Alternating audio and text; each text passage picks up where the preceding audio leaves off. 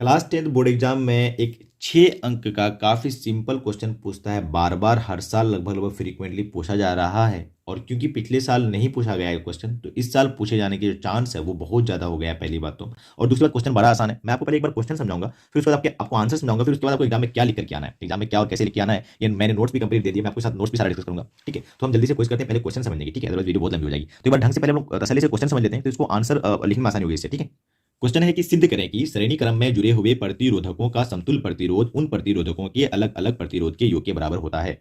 लंबा क्वेश्चन है, इसमें दो तीन टर्म भी नजर आ रहा है, प्रतिरोधक, फिर एक समतुल्य प्रतिरोध और एक प्रतिरोध। तो प्रतिरोधक और प्रतिरोध में क्या अंतर, फिर समतुल्य प्रतिरोध क्या बोला है, सारी बातों को हम पहली बार ढंग से समझ लेते हैं, फिर क्वेश्चन को वापस पढ़ेंगे और वापस क्वेश्चन को समझेंगे। ठीक है, जरा ध्यान से सुनिए। जो क्वेश्चन में कहा गया है प्रतिरोधक और एक प्रतिरोध, तो प्रतिरोधक एक युक्ति का नाम होता है, एक डिवाइस का नाम होता है। ठीक है, और प्रतिरोध उसकी प्रॉपर्टी होती है। ठीक है, प्रतिरोधक यानी रजिस्टर इंग्लिश में बोलते हैं। आप गूगल में सर्च करोगे तो बहुत सारा छोटा स्ट्रक्चर दिखाएगा आपको सिलेंड्रिकल शेप का, वो देखना, फिर आपको समझ में आएगा। कॉपी में प्रतिरोधक को कैसे दर्शाते हैं हम लोग, तो कॉपी में प्रतिरोधक यानी रजिस्टर को हम लोग ऐसे डिनोट करते हैं। ठीक है, और इसमें कुछ वैल्यू होती है जिसको हम लोग आर से लिखते हैं। तो ये जो ये रजिस्टर हुआ और इसकी वैल्यू हो गई, इसको हम लोग प्रतिरोध, यानी ये प्रतिरोधक है और उसका जो गुण है वो है प्रतिरोध। ठीक है, तो ये आर से डिनोट करते हैं हम लोग। ठीक है, तो बात चलिए अब क्वेश्चन पे आते हैं, क्वेश्चन को समझने की कोशिश करते हैं एक बार। देखिए, क्वेश्चन में बोला गया श्रेणी क्रम में आप प्रतिरोधक को जोड़ना है, तो श्रेणी क्रम में सीधा सीधा जोड़ते हैं। ये एक जोड़ दिया हमने, ये दूसरा जोड़ दिया और ये एक तीसरा जोड़ दिया।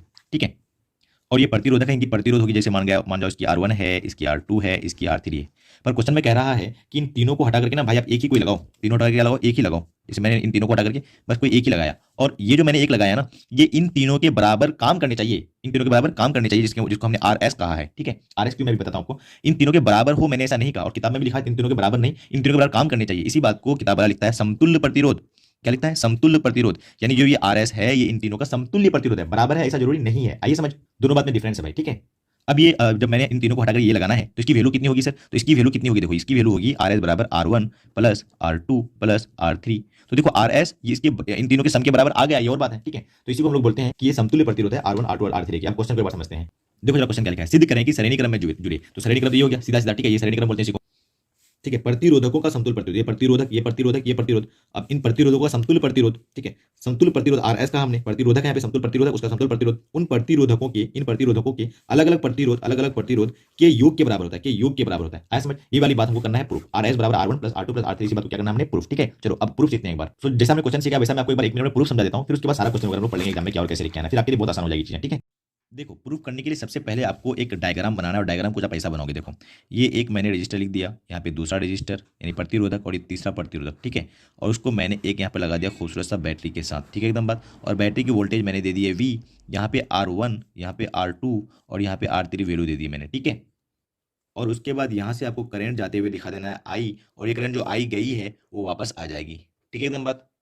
और यहाँ आपने करना है कुछ पॉइंट डिनोट, जैसे मैं कर रहा हूँ ABCD। ठीक है, अब जो मैं बताने जा रहा हूँ वो काफी ध्यान से सुनना आप, ये पकड़ने वाली बात होगी। ठीक है, देखो ऐसे V से I करंट निकली है, ये बैटरी है जो I करंट सप्लाई कर रही है। ये जो I जाएगी वो R1 को पार करेगी, R2 को पार करेगी और R3 को भी पार करेगी, यानी हर प्रतिरोधक में करंट जो है, विद्युत धारा का मान जो वो सेम रहेगा। तो क्वेश्चन कई बार ऑब्जेक्टिव में यही पूछता है कि बताइए श्रेणी क्रम संयोजन में किसका मान सेम रहता है, विभव अंतर का या विद्युत धारा का। तो आंसर जाएगा विद्युत धारा का मान क्या रहेगा, सेम, क्योंकि रास्ता ही नहीं है कोई उसके पास, है ना, एक ही रास्ता, उसी रास्ता से जाना है, तो हर जगह सेम ही करंट जाएगी, पहली बात तो। ठीक है, एकदम बात। अब ओम के नियम से हम लोग V बराबर RI जानते हैं। V बराबर फॉर्मूला क्या होता है, RI नहीं जानते तो जानो, बीरी करके हम लोग बच्चे को याद कराते हैं, बीरी बीरी बीरी। ठीक है, V बराबर RI। अब ध्यान से सुनना और समझना।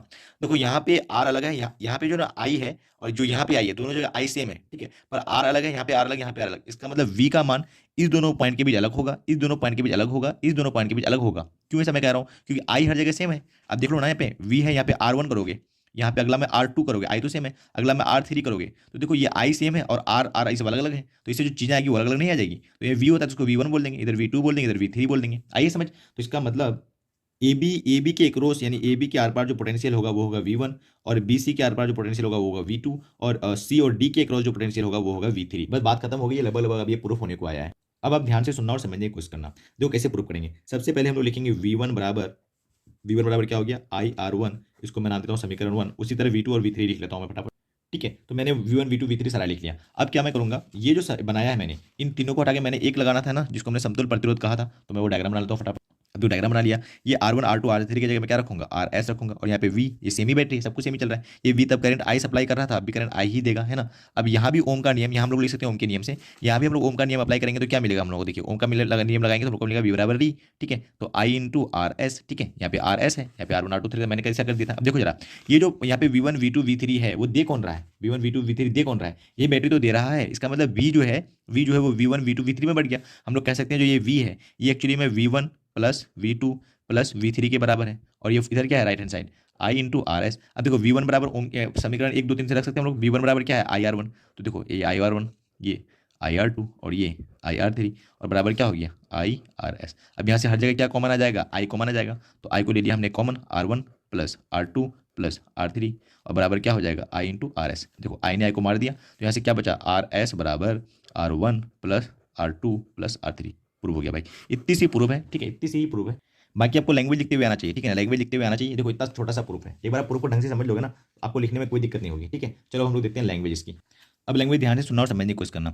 तीन प्रतिरोधक जिनका प्रतिरोध क्रम से R1 R2 और R3 है, तीन प्रतिरोधक ले लिया, R1 R2 R3 प्रतिरोध हमने ले लिया, प्रतिरोध श्रेणी क्रम में संयोजित किया गया, श्रेणी क्रम में सजा दिए हम लोग, जिसे चित्र ए में दिखाया गया, चित्र ए नाम दे दिए। अगला इसी का दूसरा डायग्राम बनाना पड़ता है, ठीक है, आपको बताया था मैंने, RS I और V सेम बैटरी सेम रहेगी, चित्र बी में दिखा दिया, आपको वैसे एग्जाम में दिखाना चित्र बी में।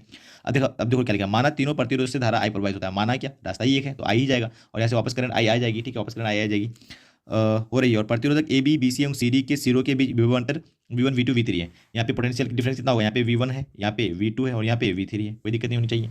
आगे देखो ओम के नियम से V1 बराबर IR1 लिख दिया, V2 बराबर IR2 लिख दिया, V3 बराबर IR3 लिख दिया, ठीक है। माना RS R1 R2 तथा R3 का समतुल्य प्रतिरोध है, ये जो RS है समतुल्य प्रतिरोध है इन तीनों का, ठीक है, जैसा चित्र बी में दिखाया गया है। ओम अतः ओम के नियम से V बराबर क्या हो जाएगा IRS, ठीक है। आगे देखो जरा, हम जानते हैं V बराबर क्या हो गया, V1 plus V2 plus V3, ये V तो बटा था, ठीक है। अब समीकरण 1 2 3 और 4 का मान समीकरण इसमें रख दो, 5 में रख दो, तो सारा मिल जाएगा। IRS बराबर IR1 IR2 IR3, ये देखने में बड़ा सा लग रहा है, लेंदी लग रहा है, और यहाँ से आई कॉमन लेकर काट दिया था हमने। मैंने आपको यहाँ जैसा प्रूफ दिखाया ना, प्रूफ तो आपको ये लेकर के चलना है, मान के चलना कि ऐसा ही कोई एग्जाम में प्रूफ याद रखना है, बस लैंग्वेज वहाँ से ले ली मैंने, लैंग्वेज थोड़ा ध्यान रखना, ठीक है। अगर वीडियो लगी अच्छी है तो वीडियो को लेना लाइक, चैनल को लेना सब्सक्राइब, और दोस्तों में करो शेयर भाई, ठीक है।